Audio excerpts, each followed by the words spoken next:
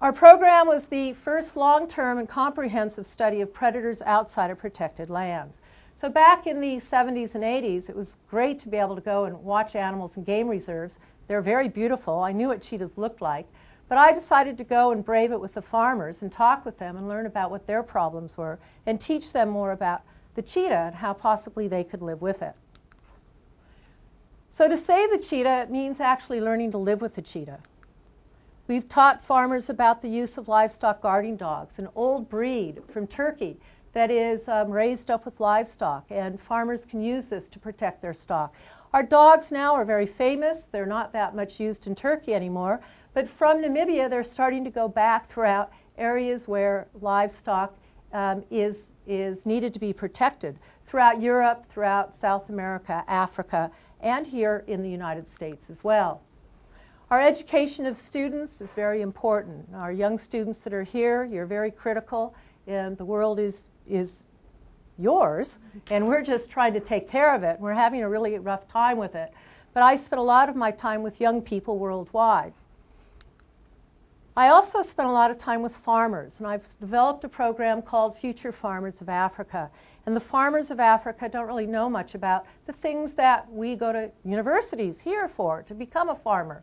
They're subsistence farmers, and they don't even often know the difference between a virus or a disease or a tick or a vaccination versus giving a dewormer.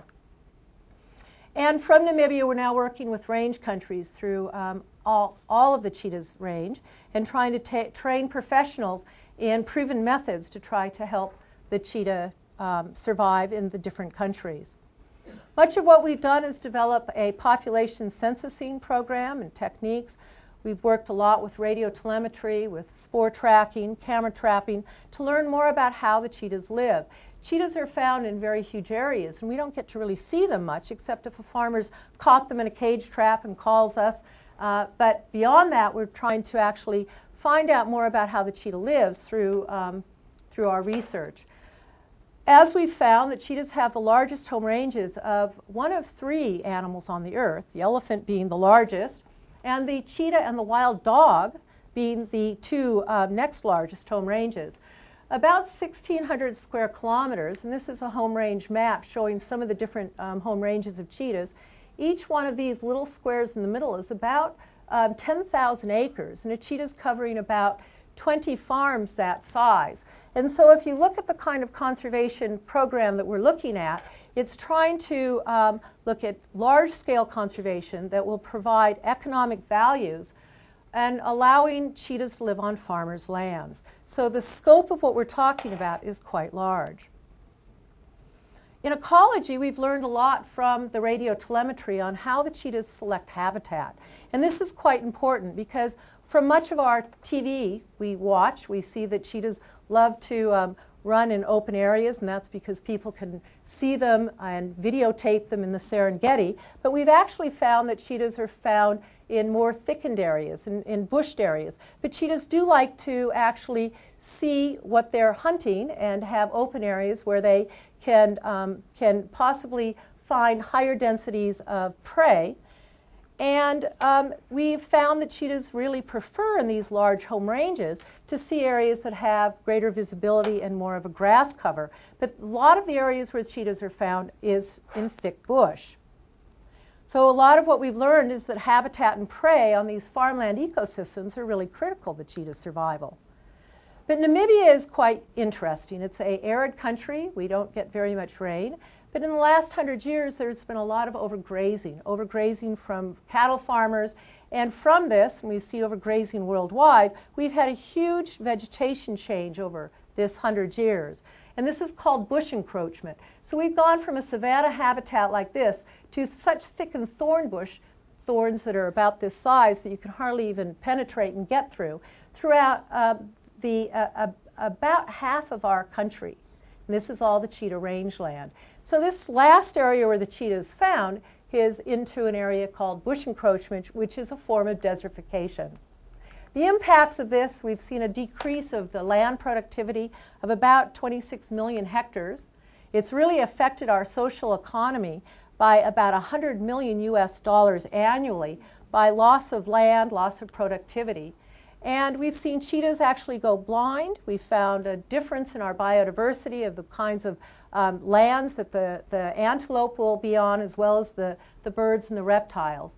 And as I said, the cheetahs have been hunting through this thick bush, and we found many of them going blinded in the eye from scratching their eyes in this thick bush. And from that, those animals then go catch livestock and become livestock catching animals. So somehow I ended up in this bush encroachment circle and thought that we could probably do something with it. We started modeling our habitat, the suitability, to look at what could we possibly restore the habitat. And by looking at a home range of a cheetah, this is some of the areas where they spend most of their time, in this brown area in the middle, and we started looking at that. And many of it was an area that was high use, which was a visible area, versus a very thickened area that the cheetahs wouldn't go into. And started also looking at this whole dynamics of how the landscape had changed from good rains and droughts and overgrazing in the farmers. And put together a model that started looking at habitat restoration. And we wondered if we could actually restore this 26 million hectares of land, and if we could we bring some of the habitat back to this grassland habitat that was there 30, 40 years ago? And if we could, possibly, could we put people to work in doing this, and would there be benefits of doing it? And economically, could we actually pay for this habitat restoration? So we started a bush project, and it is a 100% Forest Stewardship Council certified program. And I want to stress the importance of certification programs and how important consumers can be to help save many of our different species. We developed a harvesting process, and then we developed an extruded bush log. So our thorn bushes that have all those thorns go through an extrusion process and come out at the other end with a fuel log. And our fuel log, we've amply called it bush block, with a cheetah picture on it, and we asked people worldwide to help us reestablish habitat. We did win actually the Intel Environmental Award 2 years ago, which was a huge honor as well for Namibia. Some of the interesting parts of this, as we look at selective harvesting, we're now looking at the potential of using our biomass for possibly even biomass electricity. And we could potentially be making cheetah power throughout not only Namibia but into southern Africa, because southern Africa is running out of power, and it could potentially create a major change in how we're looking at some of our electricity. Our Future Farmers of Africa training program is also very important. Again, teaching farmers how not to overgraze, how to properly care for their livestock, to reduce numbers, and if you are not having as much livestock loss, then you're making more money, and you don't have to be killing predators.